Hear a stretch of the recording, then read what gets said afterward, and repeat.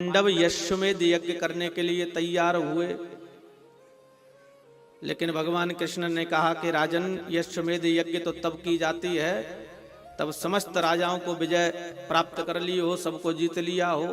क्या तुमने सभी राजाओं को जीत लिया है? पांडवों ने कहा कि सबको जीत लिया है। भगवान कृष्ण ने कहा कि क्या जरासंध को जीत लिया है? बोले जरासंध को नहीं जीता है। तो बोले यश्वमेध यज्ञ तो तभी करोगे जब सब राजाओं को जीत लिया। ब्राह्मण का रूप बना करके जरासंध के यहां पर गए। ब्राह्मण का रूप क्यों बनाया?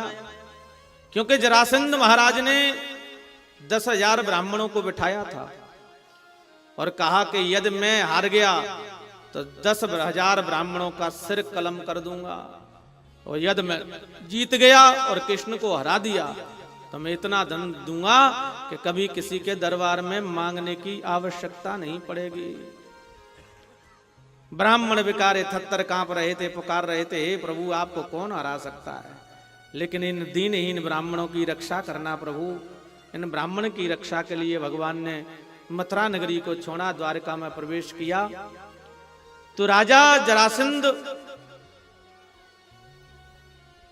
ब्राह्मणों के प्रति सम्मान है, लेकिन ब्राह्मण का रूप बना करके जब गए तो जरासंध ने बड़ा सुंदर स्वागत किया और आग्रह किया, प्रभु क्या चाहिए? आपको मांगने में देरी होगी, मुझे देने में नहीं होगी। भगवान कृष्ण ने कहा कि राजन पहले वचन दो हमें, कहीं हमारी बात से तुम मांगने पर कहीं मुकर गए तो। बोले नहीं, आपको कहने में देरी होगी, मुकरने में देरी नहीं, कदापि नहीं करेंगे। आपको कहने में देरी हो सकती है, हमको देने में कदापि देर नहीं होगी। तो बोले 3 बार वचन दो, संकल्प लो। राजा ने संकल्प ले लिया।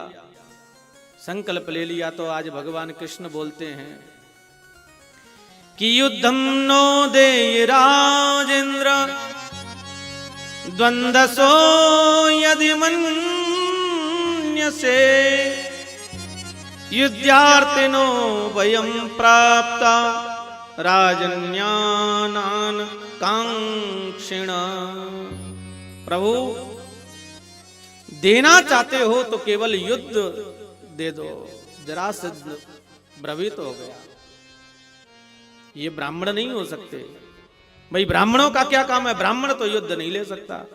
भाई गैया मांगते, धन मांगते, रुपया पैसा मांगते, खजाना मांगते, भूमि मांगते, लेकिन युद्ध तो नहीं मांग सकते। जरासंध ने कहा कि मैं क्या आपका परिचय जानना चाहता हूं। भगवान कृष्ण ने कहा कि मेरी बाईं ओर जो खड़े हैं वो हैं अर्जुन, दाईं ओर खड़े हैं वो भीम हैं, और आप मुझे तो अच्छी तरह जानते हैं, मेरा नाम कृष्ण है। ओहो, तुम वही कृष्ण हो, मेरे डर के मारे भाग गए। कन्हैया मन ही मन कहने लगे, भले आदमी, मैंने 17 बार हराया, एक बार भी नहीं कहता है, और एक बार हरा दिया तो बार बार गाता है। लेकिन सुखदेव स्वामी कहते हैं कि राजन, यही संसार की नीति है। व्यक्ति पाप कर्म दिन में 50 बार करता है, उसकी कोई गिनती नहीं है। और गलती से भागवत में जाकर के एक टूटा फटा सा रुपया 10 रुपया चढ़ा देता है, बार बार उसको कहता है, देखो शाम में कथा में गया 10 रुपया चढ़ाया, देखो शाम में कथा में गया 10 रुपया चढ़ाया, बार बार उसको ढिंढोरा पीटता है। लेकिन पाप जीवन भर करता है, उसकी कोई गिनती नहीं है। इसलिए आज कहा राजा ने कि तुम तो वैसे ही डरपोक हो, और अर्जुन तो मेरे समान बल में बलशाली नहीं है, इसलिए भीम से मैं युद्ध करूंगा। अयम तो वयसा तुल्यो नाति सत्तो न मे समः अर्जुनो न भवेद योद्धा भीमस्तुल्यो बलो मम। मैं भीम के साथ में युद्ध करूंगा। महाराज भीम के साथ में युद्ध हुआ, कई दिनों तक युद्ध चला, लेकिन आपकी हमारी तरह नहीं चला। एक बार यूं हुई तो फिर हो गई। ये धर्म युद्ध था। सांझ जैसे ही होती दोनों वक्त मिल जाते तो एक जगह बैठ करके खूब प्रसाद पाते, फिर युद्ध के लिए तैयार।